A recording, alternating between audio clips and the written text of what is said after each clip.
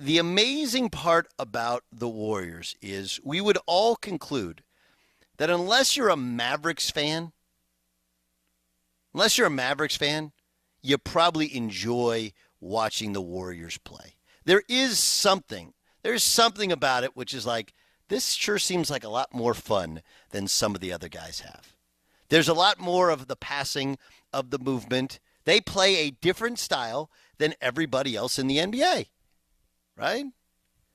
They're playing against Luka Doncic, who this is the furthest he's gotten in the playoffs. The assumption is, and I think it's a fair assumption, that he's going to be around for a while. They're going to keep putting a better team around him. They'll keep improving, right? Here's Luka talking about how he's still learning at 23. I'm still learning. I think the first 2 quarters I played very bad. That's on me. But I'm still learning. And I think, after this season is done, whatever we are, I think I'm going to look back, and learn a lot of things. It's my first time in conference finals in the NBA. I'm 23, man. I'm still learning a lot. I agree that you're still learning a lot. I agree that it's still early. Right. By the way, what an incredible dunk and game by Andrew Wiggins. Here's Luka talking about that dunk. Can you give us your view of what happened on when Wiggins dunked on you? I mean, I got hit a little bit, but that was impressive. I'm not gonna lie. I saw the video again. I was like, oof. That was pretty incredible. I wish I had those bunnies. Those bunnies are amazing. Truly, truly amazing. But here's the thing. Okay, Andrew Wiggins has had to assimilate to how the Warriors play, right? And he's done a very, very good job of it. And because you have so much attention on Steph, because you have so much attention on Klay, it allows Andrew Wiggins to just kind of go play. Anything he gets is icing on top of the cake, right? The cake is Steph and Klay. And really, that's supported by Draymond. And I'm not sure Draymond even has that much value outside of the Warriors, because with this team, he doesn't need to shoot. He just needs, at times, a rebound, to defend and be a great passer. Does that have value elsewhere? Yes, but not really. Why is that? Okay. Pick another team in the NBA, anyone that's in the playoffs, and what do they all have in common? Pick any team that's been in the NBA. And what do they have in common? It's their best player dominates the basketball. Right? Their best player dominates the basketball. And part of it is like just the basics of math. Right? You want your best player to have it more often because he's going to make better decisions.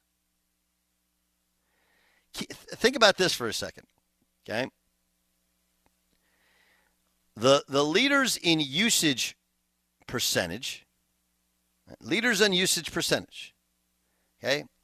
Luka, Joel Embiid, Giannis, Trae Young, Donovan Mitchell, LeBron James, Jason Tatum, Devin Booker, Jokic, DeRozan, Kevin Durant. All right? Those are your top 10. In other words, every other playoff caliber team, every other one, has a ball-dominant player. And when you have a ball-dominant player, you play off of everything that they do, right? Which is smart, with the exception of the Warriors. Now, look, Steph Curry is right behind Kevin Durant in terms of usage rating. But the greatest thing that Steph Curry does is not when he has the ball, it's that he's just as good, if not better, without the basketball. And Klay Thompson, same thing. Great with the ball, but it's his off-the-ball movement. So here's when I see the Warriors, they're more fun than everybody else. They play a style which uses all 5 players on the court. They share the ball, they move the ball, and it's really hard to stop them. And you know what else? I don't think it's replicable with any other team, with any other players in the NBA. And I don't necessarily even think it's the NBA's fault. It's how we develop players and how both of those players were developed. Because the whole thing comes together because your 2 best players are great without the basketball. Steph Curry and Klay Thompson. Now, is Klay truly your second best player? I don't know. Like, there are times in which he looks a little bit more limited because of the injuries. But for the most part, he's so respected as a shooter that you have to stick with him. And unlike most any other great shooter player in the NBA, he doesn't require dribbles and doesn't require the ball to get buckets in a hurry. Both are sons of NBA players. We'll see more of those in the future.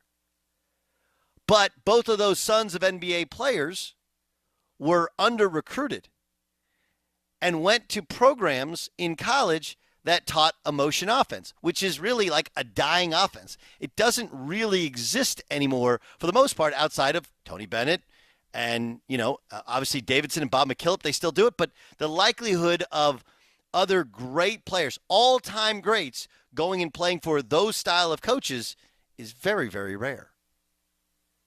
So, will we see other great players come in the league who can really shoot? Yes. The likelihood that those guys like to play, know how to play, and will play without the ball in their hands in anywhere near his level of effectiveness as with the ball in their hands, no shot. And that they'll both be on the same team. They both like each other, share in each other's glory, like when other teammates succeed, aren't inherently built like selfish individuals.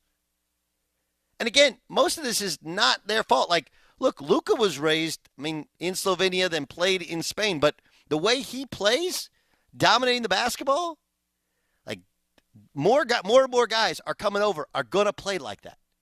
Not like Steph, not like Klay. So here's my point. Now the Warriors are a great watch. They're going to win the series. I think they're going to win the championship, as I previously predicted. But I think we should enjoy it because there is a very, very strong likelihood to definite possibility we will never, ever see this style of basketball at this level of basketball ever again.